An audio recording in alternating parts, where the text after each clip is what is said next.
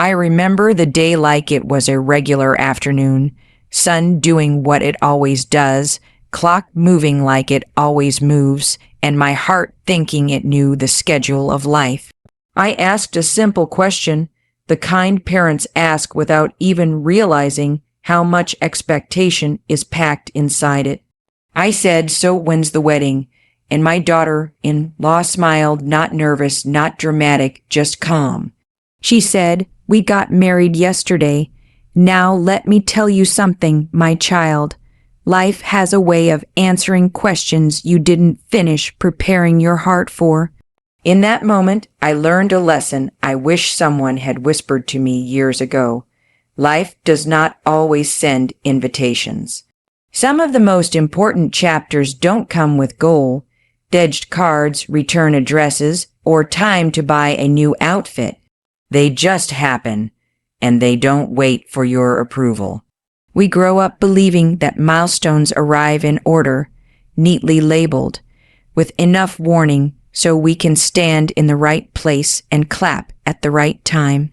But real life doesn't care about our calendars. Real life doesn't knock politely. Sometimes it walks in, sits down, and says, "This is happening whether you're ready or not." And that moment taught me something else.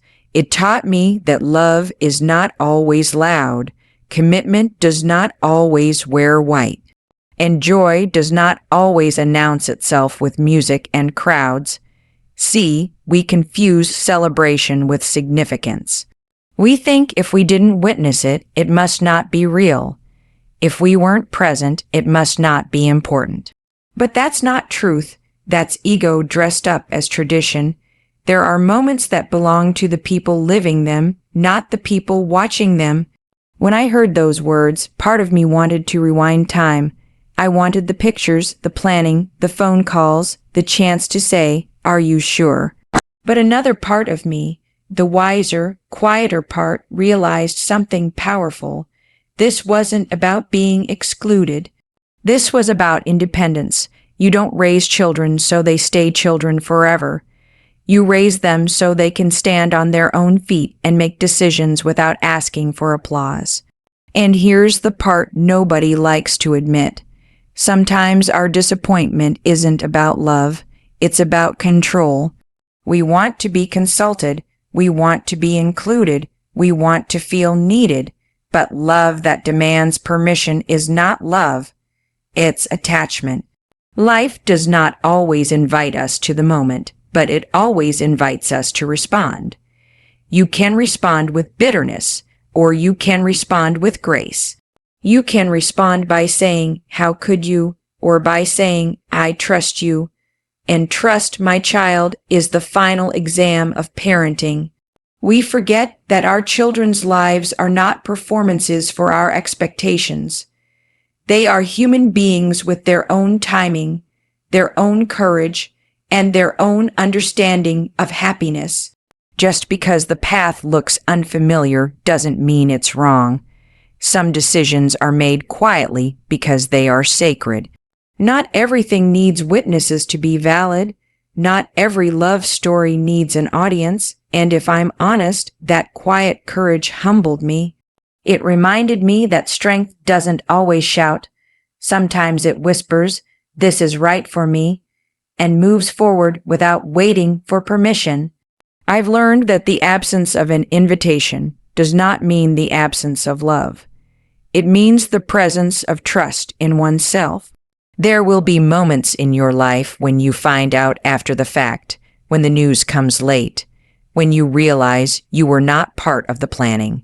And in those moments, you will feel a sting.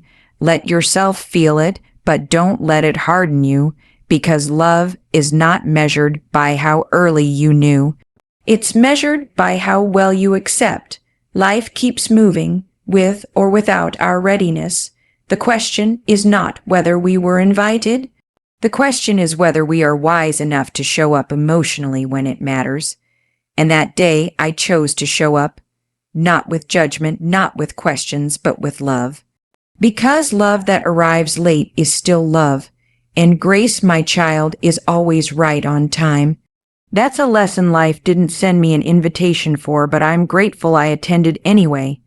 There comes a moment in every parent's life when the hands that once held yours start pulling away, not in anger, not in rebellion, but in quiet confidence. And when that moment comes, it will test you more than sleepless nights ever did. Because rocking a child to sleep is easy compared to learning how to let go. I didn't realize how tightly I was holding on until life gently pried my fingers open. We tell ourselves we're just being careful. We say we're only protecting. We call it guidance, concern, love. But sometimes, if we're brave enough to be honest, we're not protecting at all. We're controlling, and control often disguises itself as care when we're afraid of becoming unnecessary. Letting go is not abandonment. It is not indifference. It is not failure. Letting go is the highest form of love because it says, I trust what I've taught you. You don't wake up one day suddenly knowing how to release control. It's a slow unlearning. It's 1,000 tiny moments where you bite your tongue instead of offering advice. It's resisting the urge to correct, to plan, to step in. It's realizing that your role has changed even if your heart hasn't caught up yet. We forget that our children did not come into this world to remain under our supervision forever. They came to become their own people. And becoming someone requires space to decide, space to stumble, space to choose joy in ways that may not look like ours. Control feels safe because it gives us the illusion that we can prevent pain. But the truth is, love was never meant to be a cage. It was meant to be a foundation. When you truly love someone, you don't hold them so tightly that they can't breathe. You hold them firmly enough to know they can stand without you. There's a deep ache that comes with realizing you are no longer the center of someone's decisions. That ache doesn't mean something is wrong. It means something is changing. And change, though uncomfortable, is a sign of growth. We must stop measuring our importance by how involved we are in every detail. Your value was never in control. Your value was in nurturing. And if you nurtured well, you must now trust the results. Letting go does not mean you stop caring. It means you stop commanding. It means understanding that advice is most powerful when it is invited, not imposed. That presence matters more than permission. That love does not need to be loud to be steady. Sometimes we confuse being needed with being loved. But love does not disappear just because it no longer asks for instructions. There will be moments when decisions are made without your input. And your first instinct may be to feel pushed aside, but pause, breathe, ask yourself this. Didn't you once dream of raising someone strong enough to decide without you? Strength is not built under constant supervision. Confidence is not developed through approval alone. Independence grows when trust is given. Letting go is painful because it feels like loss, but it is actually transformation. You are not losing your place, you are being moved to a different one, from manager to mentor, from director to supporter, from guide to witness, and witnessing is sacred work. It takes humility to accept that your way is not the only way.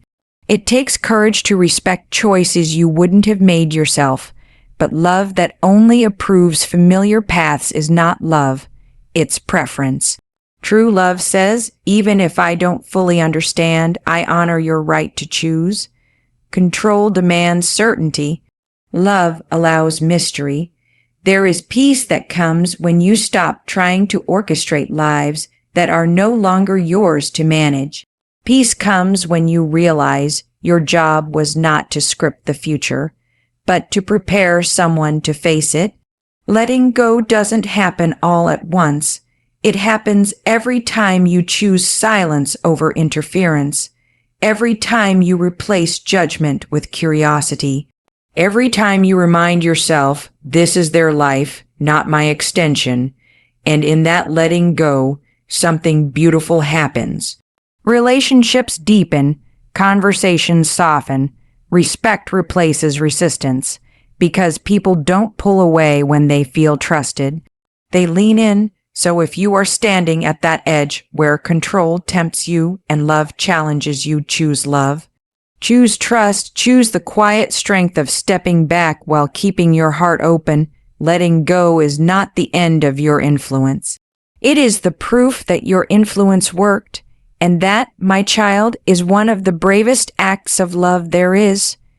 We've been taught to believe that love must be witnessed to be real. That commitment must be announced, documented, applauded, and approved before it can be respected. Somewhere along the way, we started confusing the size of the celebration with the depth of the promise, and that misunderstanding has broken more hearts than silence ever did. Marriage is not a performance. It never was. A performance needs an audience. A promise only needs truth. We dress it up, decorate it, schedule it down to the minute, and then we tell ourselves that the event is the evidence. But the truth is, the loudest vows don't always last the longest, and the quietest choices often carry the heaviest weight. Commitment is not proved by how many people watched you make it. It's proved by how you live it when nobody is looking. We live in a world that celebrates appearances. We clap for moments, not endurance. We admire the picture, not the patience. But love doesn't survive on applause. It survives on daily decisions, most of them invisible, most of them unglamorous. Marriage begins long after the celebration ends. It begins in the ordinary, in how respect is shown when no one is posting about it, in how disagreements are handled when there's no audience to impress, in how loyalty looks on days that don't feel romantic at all.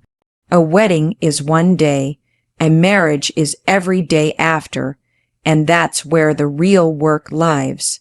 Some people choose quietly because they understand something powerful. Not everything sacred needs to be shared.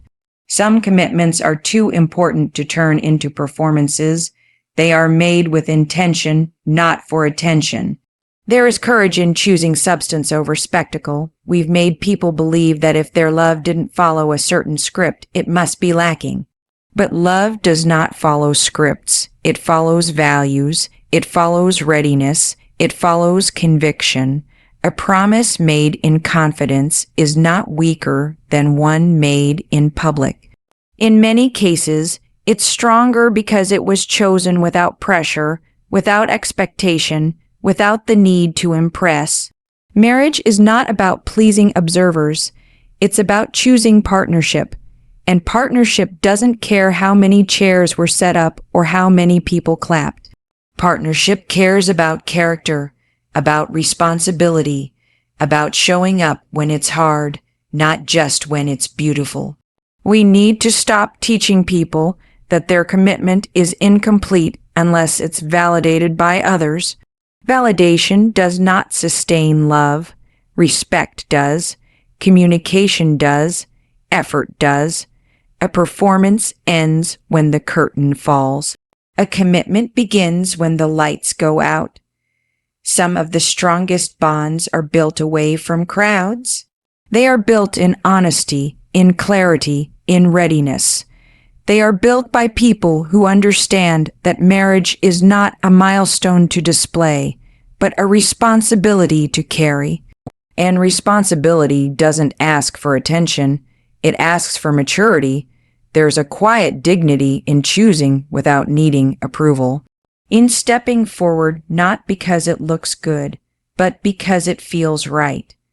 In understanding that love is not proven by how it's announced, but by how it's protected. We must learn to respect choices even when they don't match our expectations, because expectations are often about us, not about what's best for others. Marriage is not a show for the world. It's a covenant between two people who understand the weight of what they're choosing. And weight doesn't need decoration to be real. If anything, the absence of performance reminds us of the seriousness of the choice. When you remove the spotlight, all that's left is intention, and intention is the truest measure of commitment. So let's stop asking how it looked, how it sounded, how many people were there. Let's start asking better questions. Is there respect? Is there honesty? Is there responsibility? Is there growth? Because love that lasts is rarely flashy. It's steady, it's deliberate, it's patient, and marriage, real marriage, is not something you show the world. It's something you show each other every single day. That's not a performance. That's a choice. There are moments in life when your heart doesn't know which emotion to sit with, so it pulls up two chairs and invites them both to stay. One chair is pride, the other is pain, and instead of taking turns, they sit there together, side by side, asking you to learn something deeper than comfort. We are taught that emotions must be organized, that happiness should arrive clean and complete, untouched by hurt, that pride should erase disappointment, but life doesn't work that way. Life layers feelings, it stacks them. It asks you to carry more than one truth at the same time. You can be surprised and still be proud. You can be hurt and still be happy. You can feel left out and still feel love. Those emotions are not enemies. They are companions on the road to maturity. When something happens differently than you imagined, the first feeling is often loss not of the event itself, but of the picture you carried in your mind. We grieve expectations more than realities. We grieve the moment we rehearsed, the words we planned to say, the role we thought we would play.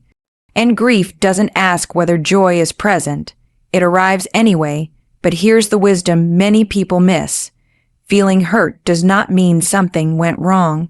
It means something mattered. What matters is what you do next. Some people let hurt turn into bitterness. They let pride turn into silence. They let mixed emotions harden into walls. But growth asks something else of us. Growth asks us to sit with discomfort without letting it poison our love, because love is not proven by how perfect the moment was. It's proven by how you show up after the moment passes.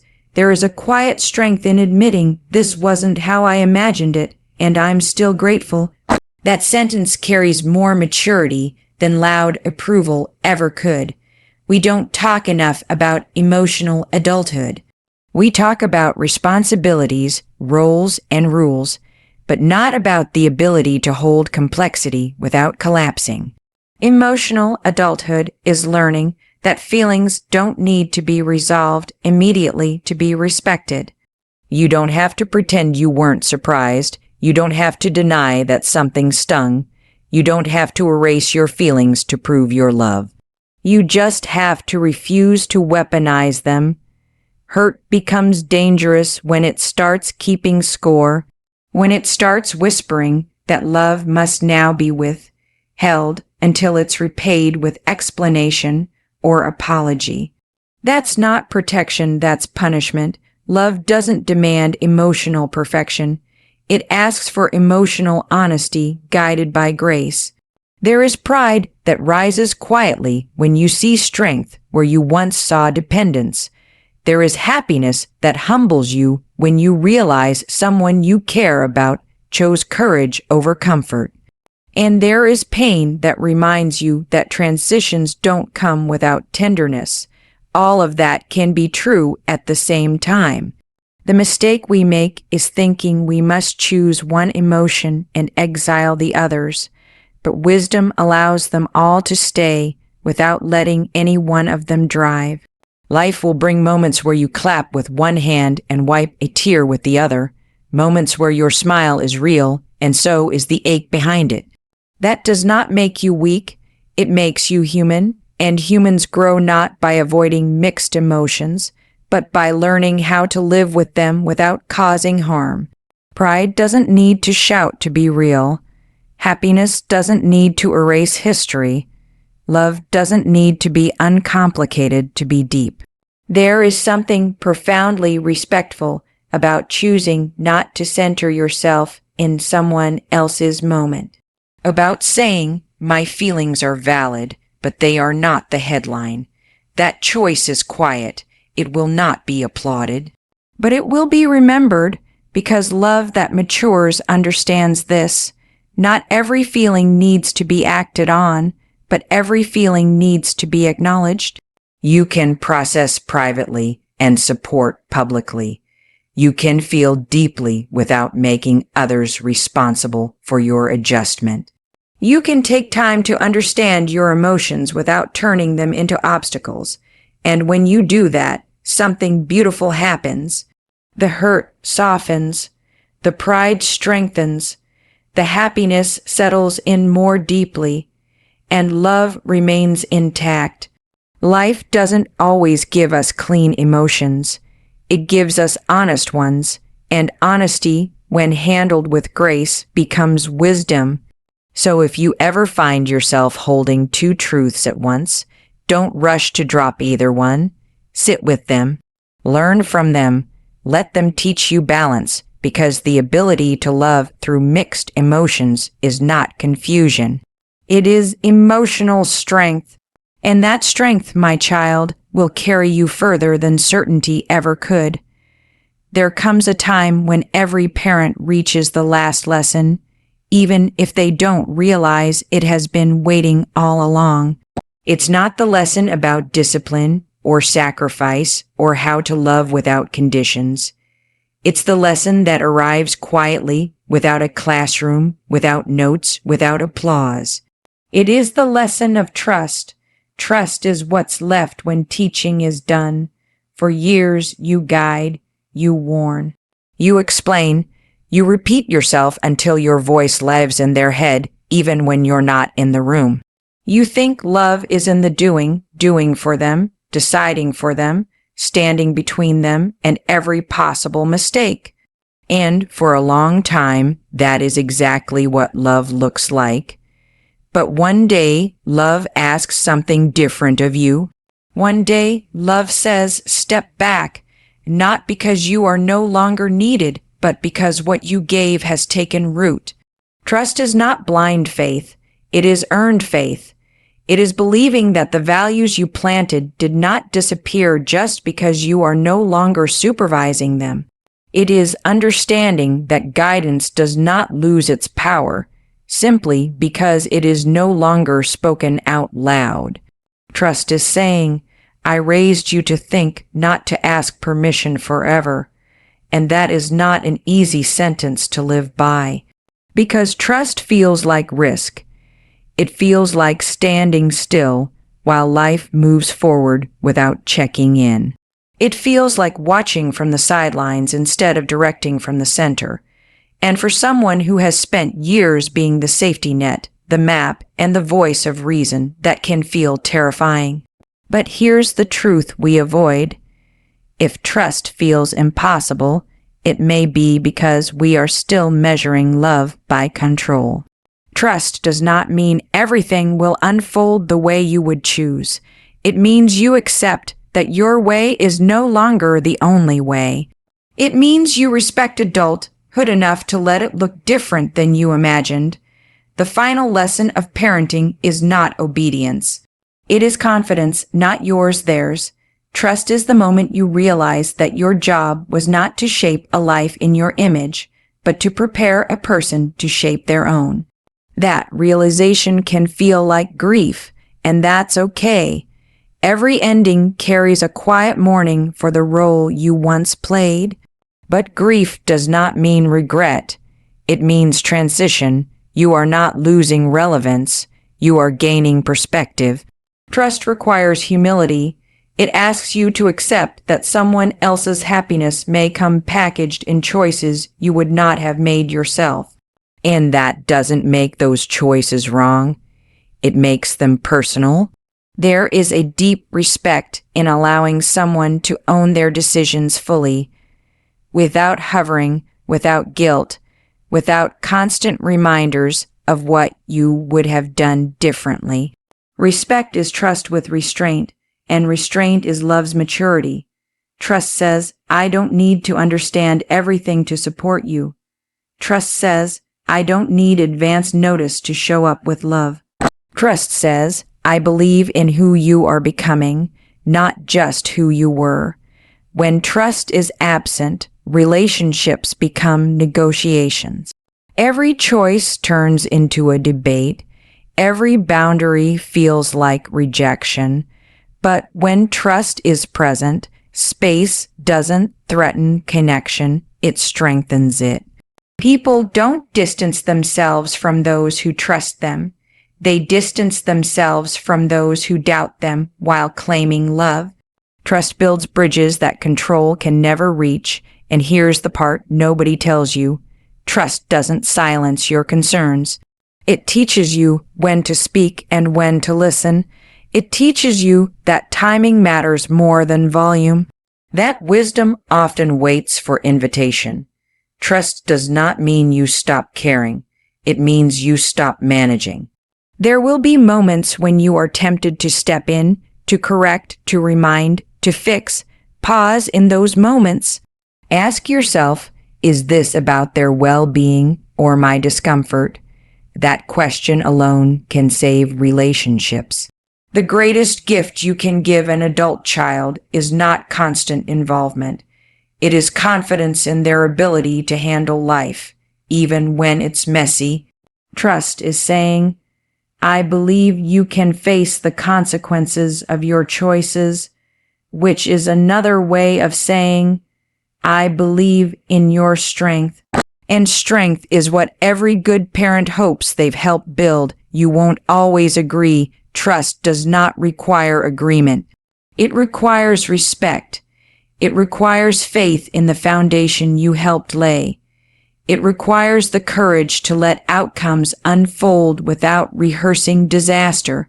Trust is not passive. It is active restraint. It is choosing connection over control, relationship over reassurance. And when trust is given freely, something remarkable happens. Communication becomes honest. Love becomes mutual. Respect flows both ways because trust says, I see you as capable. That sentence carries more love than advice ever could. So when you reach that final lesson when guidance gives way to faith, don't resist it. You've earned this moment. And so have they. Trust is not the end of parenting. It is the proof that parenting worked. And that, my child, is a legacy no ceremony could ever replace.